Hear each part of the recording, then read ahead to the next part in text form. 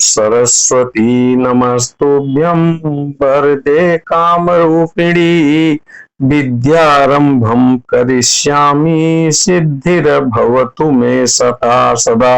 श्री सरस्वत्यै नमः। ओम नमो भगवते वासुदेवाय। ओम नमो भगवते वासुदेवाय। मित्रों, आज हम चंद्रमा जो मन का कारक ग्रह है के विषय में विस्तृत चर्चा करेंगे कि किसी व्यक्ति का अगर चंद्रमा कमजोर है तो क्या होता है, चंद्रमा मजबूत स्थिति में है तो क्या होता है, और तीसरी चीज चंद्रमा कमजोर कैसे होता है, चंद्रमा मजबूत कैसे होता है, किन परिस्थितियों में चंद्रमा अच्छे फल देता है, किन परिस्थितियों में चंद्रमा खराब फल देता है। तो मैं संकठा प्रसाद मिश्र शिव शक्ति ज्योतिष में आपका स्वागत करता हूं। पहले तो हम चंद्रमा के बारे में जान लें। 9 ग्रहों में एक ग्रह माना जाता है। जिस तरह सूर्य शरीर आत्मा का कारक ग्रह है, उसी तरह चंद्रमा भी मन, मानसिक स्थिति, सौम्यता, रचनात्मक ग्रह है, स्थिति में का कारक ग्रह है। जल तत्व, वाणी, गणित, व्यवसाय भी चंद्रमा से देखा जाता है। अगर चंद्रमा कमजोर है तो मानसिक जातक को मानसिक बेचैनी होती है, हर समय चिंता, डर, घबराहट महसूस होना। इसके अलावा नींद की समस्या, बार बार नींद न आना और नींद खुल जाना, मन में अशांति, मन स्थिर नहीं रहता, एकाग्रता की कमी रहती है, आत्मविश्वास की कमी, निर्णय लेने में कठिनाई, हिचकिचाहट, मूड स्विंग जिसको बोलते हैं गुस्सा, चिड़चिड़ापन,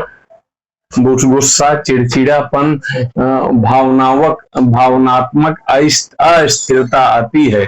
माँ से संबंध, चंद्रमा माँ का भी कारक है, तो माँ से झगड़े और भावनात्मक दूरी, सिरदर्द या आंखों की परेशानी विशेषकर बिना कारण के, दूध या सफेद चीजों से परहेज करना, दूध दही पसंद ना आना या हजम न होना, भीड़ में लोगों से दूरी बनाना, अकेलापन पसंद आना। इसके अलावा आदमी को जल से डर लगता है, तालाब, कुएं, नदी में जाने से वो बहुत डरता है। अब हम चंद्रमा के बारे में, ग्रह मंडल, सूर्य को सूर्य के सबसे नजदीक ग्रह बुध है, उसके बाद सूर्य है, फिर पृथ्वी, फिर शुक्र, मंगल और यूरेनस, शनि, बृहस्पति दूरगामी ग्रह है और शनि सबसे दूर रहने वाला है। उसके बाद यूरेनस और नेपच्यून ग्रह आते हैं। अब इस चीज में चंद्रमा को वैज्ञानिक दृष्टि से उपग्रह मानते हैं, किंतु हमारे ज्योतिष में 9 ग्रहों में इसकी गणना की गई है। अब मान लीजिए चंद्रमा कमजोर कब होता है। सबसे बड़ी चीज यही है कि चंद्रमा कमजोर कब होता है। चंद्रमा कुछ परिस्थितियों में कमजोर होता है, जैसे चंद्रमा के साथ पाप ग्रह बैठ जाएं तो चंद्रमा कमजोर होता है। चंद्रमा जिस भाव में बैठा है उससे दूसरे और 12वें मतलब आगे और पीछे को पाप ग्रह बैठे हों तो उसको पाप कर्तरी योग कहते हैं और वह कमजोर स्थिति में हो जाता है। और चंद्रमा 6, 8, 12 की स्थिति में चला जाए तो विशेषकर कमजोर होता है। इसके अलावा और बहुत सारी चीजें हैं, जैसे अंशों में चंद्रमा कमजोर होना, यानी 1 से 2 डिग्री और 28 से 30 डिग्री हो तो भी चंद्रमा ज्यादा फलदायक नहीं होता। उक्त कुंडली में देखिए 6वें भाव में चंद्रमा स्थित है, 7वें में शनि और 5वें में राहु, तो यहाँ पर चंद्रमा 2 पाप ग्रहों से पीड़ित है। अब तीसरी, इसके अलावा चंद्रमा अगर उस पर पाप ग्रहों की युति हो, दृष्टि हो तो भी वो कमजोर होता है। अब कमजोर चंद्रमा के लक्षण कुछ स्लाइड्स के माध्यम से मैं आपको और डिटेल में बताना चाहता हूं कि ज्योतिषीय पद्धति में कब का चंद्रमा कमजोर होता है। चंद्रमा वैदिक ज्योतिष में चंद्र ग्रह का महत्वपूर्ण खगोलीय पिंड है जो मन, भावनाओं और अंतर्ज्ञान के को नियंत्रित करता है। इसे स्त्री ग्रह माना गया है और यह माता, पालन पोषण और अवचेतन मन से जुड़ा हुआ ग्रह है। ज्योतिष में चंद्रमा का मन, मस्तिष्क, माता का कारक माना गया है। यह किसी व्यक्ति के मानसिक स्वास्थ्य, भावनाओं, अंतर्ज्ञान को प्रभावित करता है। अगर आदमी का मन ही ठीक न रहे तो उसके पास दुनिया भर की धन दौलत रहे वो किसी काम की नहीं, वो हर समय परेशान ही रहेगा, कुछ उल्टा सीधा सोचते ही रहेगा। संक्षेप में चंद्रमा ज्योतिष का एक बहुत महत्वपूर्ण ग्रह है जो मन, माता, भावनाओं को प्रभावित करता है। चंद्र को सोम, शशांक, निशाकर, शशि, मयंक, विदु जैसे नामों से भी माना जाता है। चंद्रमा का मन का कारक, चंद्रमा का माता का कारक और जलीय ग्रह है। कुंडली में चंद्रमा कमजोर कब होता है? जैसा कि मैं शुरू में ही बताया कि अगर चंद्रमा 6वें, 8वें या 12वें त्रिक भावों में चला जाए तो वह कमजोर माना जाता है। किसी अशुभ ग्रह जैसे शनि, राहु, केतु के साथ युति हो तो भी चंद्रमा कमजोर माना जाता है। यह चंद्रमा नीच राशि में होता है तो कमजोर हो जाता है। जब चंद्रमा का अंश 1 से 2 डिग्री या 28 से 30 डिग्री हो तो चंद्रमा कमजोर होता है। चंद्रमा पर शनि, राहु, केतु जैसे पाप ग्रहों की दृष्टि हो, अमावस्या के आसपास चंद्रमा अपनी शक्ति खो देता है, क्योंकि अमावस्या के समय सूर्य और चंद्रमा एकदम से पास आ जाते हैं, जबकि पूर्णिमा के दिन वो 180 डिग्री दूरी पर होते हैं। तो जब सूर्य और चंद्रमा एक दूसरे के पास निकट आ जाते हैं तो चंद्रमा अपनी शक्ति खो देता है, संभवतः इसलिए कि वह अस्त स्थिति में पहुंच जाता है। यदि चंद्रमा के ठीक बगल वाले घरों में यानी दूसरे और 12वें घर में कोई ग्रह सूर्य और चंद्रमा को छोड़कर न हो तो केम द्रुम योग बनता है। केम द्रुम योग जो है वो भी जिस जातक की कुंडली में होता है वह मन से बहुत परेशान रहता है।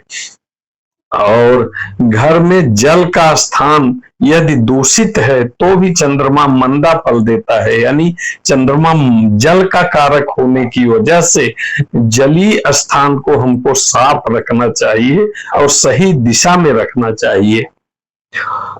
पूर्वजों का अपमान और श्राद्ध कर्म नहीं करने से भी चंद्र दूषित हो जाता है।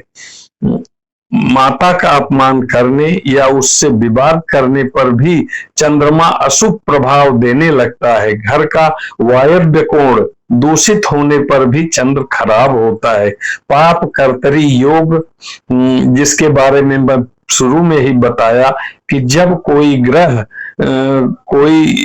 ग्रह अपने से दूसरे और 12वें में 2 पाप ग्रहों से जैसे सूर्य, मंगल, शनि, राहु, केतु के बीच में स्थित हो जाए तो पाप ग्रह पाप कर्तरी योग बनता है। कर्तरी मतलब कैंची, कर्तरी मतलब कैंची, मतलब शुभ फलों को नष्ट कर देता है और अशुभ फल देने लगता है। चंद्र कुंडली, अब चंद्रमा को देखने के लिए चंद्र कुंडली का विशेष महत्व है। 2 तरह की कुंडलियां बनती हैं, एक लग्न कुंडली। लग्न वह है जिसमें जातक के जन्म के समय पूर्वी क्षितिज पर उदय होने वाली राशि ही लग्न है, और दूसरी कुंडली है चंद्र कुंडली। लग्न कुंडली के साथ साथ चंद्र कुंडली की का भी बहुत बड़ा महत्व है, और चंद्र कुंडली से भी हम बहुत सारी चीजें देखते हैं। चंद्र कुंडली, जिसे चंद्र कुंडली भी कहते हैं, जो एक महत्वपूर्ण उपकरण है, जो व्यक्ति के मनोभाव, भावनाओं, मानसिक स्थिति को दर्शाता है। यह चंद्रमा की स्थिति पर आधारित होती है और व्यक्ति के भावनात्मक स्वभाव, मानसिक स्वास्थ्य और निर्णय लेने की क्षमता के जानकारी प्रदान करता है। अब जन्म के समय चंद्रमा जिस नक्षत्र में हो, वही जातक का जन्म नक्षत्र होता है, और उसी नक्षत्र के आधार पर के स्वामी के आधार पर विंशोत्तरी दशा जो 120 साल की होती है, उसका विवेचन किया जाता है। यह व्यक्ति के आंतरिक भावनाओं, मनोदशा, भावनात्मक प्रतिक्रियाओं को दर्शाती है। चंद्रमा को माँ का कारक माना जाता है, इसलिए चंद्र कुंडली से मातृत्व और महिलाओं के जीवन के विषय में भी जानकारी देता है। चंद्र कुंडली से व्यक्ति के मानसिक स्वास्थ्य, भावनात्मक स्थिरता, मानसिक शांति का पता चलता है। संक्षेप में चंद्र कुंडली व्यक्ति के आंतरिक जीवन, भावनाओं की मानसिक स्थिति का एक दर्पण है। तो अब यहाँ लग्न कुंडली अथवा चंद्र कुंडली, दोनों में क्या अंतर है वो भी हम बताना चाहेंगे। वैदिक ज्योतिष में लग्न कुंडली, जिसे जन्म कुंडली या आरोही चार्ट कहा जाता है, और चंद्र कुंडली चंद्रमा पार्ट चार्ट, जो दोनों ही महत्वपूर्ण है, लेकिन किसी व्यक्ति के जीवन के विभिन्न पहलुओं का प्रतिनिधित्व दोनों ही कुंडलियां करती हैं। लग्न कुंडली व्यक्ति के मूल व्यक्तित्व, शारीरिक स्वास्थ्य, समग्र जीवन पथ को प्रकट करती है, जबकि चंद्र कुंडली व्यक्ति के भावनात्मक प्रकृति, मानसिक स्थिति और दुनिया को देखने के तरीके पर ध्यान केंद्रित करती है। यह वैदिक ज्योतिष में किसी व्यक्ति के अंतर्निहित स्वभाव, शारीरिक विशेषताओं और समग्र भाग्य को समझने के लिए उपयोग किया जाने वाला प्राथमिक चार्ट है। तो यह व्यक्ति की ताकत, कमजोरियों और सफलता या चुनौतियों की क्षमता भी प्रकट करता है। यह शारीरिक स्वास्थ्य, ऊर्जा स्तर, दीर्घायु के बारे में जानकारी प्रदान करता है। यह महत्वपूर्ण जीवन की घटनाओं, रिश्तों, करियर और जीवन के अन्य पहलुओं का विश्लेषण करने में मदद करता है। तो चंद्र कुंडली और लग्न कुंडली को किसी भविष्य कथन में अच्छी तरह से देखना ही चाहिए। कमजोर चंद्रमा के लक्षण, अगर किसी जातक का चंद्रमा कमजोर है तो उसे नींद न आना या अधिक नींद आना, मानसिक थकावट, डिप्रेशन, तनाव और एकाग्रता की कमी का बोध होता है। सर्दी, जुकाम, अस्थमा, फेफड़ों से जुड़ी हुई परेशानियां जैसी समस्याएं आती रहती हैं। गलत फैसले लेना, निर्णय लेने में कठिनाई होना और हर चीज को भूल जाना, स्मरण शक्ति कम होना भी कमजोर चंद्रमा के लक्षण हैं। चिड़चिड़ापन, छोटी छोटी बातों में परेशान होना, अत्यधिक भावुक होना भी कमजोर चंद्रमा के लक्षण हैं। कमजोर चंद्रमा छोटी छोटी बात पर परेशान कर सकता है। देर रात तक जागना, सुबह देर से उठना, अकेले रहना और नशे की लत भी लग सकती है। तो कमजोर चंद्रमा का विश्लेषण बहुत अच्छी तरह से करना चाहिए। कमजोर चंद्रमा को मजबूत करने के उपाय, ये तो रही समस्या। अब समस्या जहां होती है वहां समाधान की भी जरूर आवश्यकता होती है। तो ज्योतिषी की सलाह से मोती रत्न धारण करना चंद्रमा को मजबूत करने का एक प्रभावी तरीका है। दूसरा, सोमवार का व्रत करने और शिवलिंग पर जल चढ़ाने से भी चंद्रमा मजबूत होता है, क्योंकि चंद्रमा शिव के मस्तक पर विराजमान है। तो शिव को प्रसन्न करने से चंद्रमा अपने आप प्रसन्न होता है। तीसरा बिंदु है माता पिता की सेवा करना और सुबह उठकर उनका आशीर्वाद लेने से चंद्रमा मजबूत होता है। जप करना है तो ओम श्राम श्रीम सौ सह चंद्रमसे नमः मंत्र का जाप 108 बार करने से चंद्रमा मजबूत होता है। और अगर ज्यादा है तो रुद्राभिषेक करा सकते हैं, ओम सौ सोमाय नमः भी कर सकते हैं। सोमवार को सफेद वस्तुएं जैसे दही, चीनी, चावल, सफेद वस्त्र दक्षिणा के साथ दान करना भी चंद्रमा को मजबूत करता है। हिंदू पौराणिक कथाओं में चंद्र को भगवान शिव से जोड़ा जाता है, जो अपने सिर पर अर्ध चंद्र धारण करते हैं। तो महादेव की पूजा भगवान शिव की रुद्राभिषेक से चंद्रमा मजबूत होता है।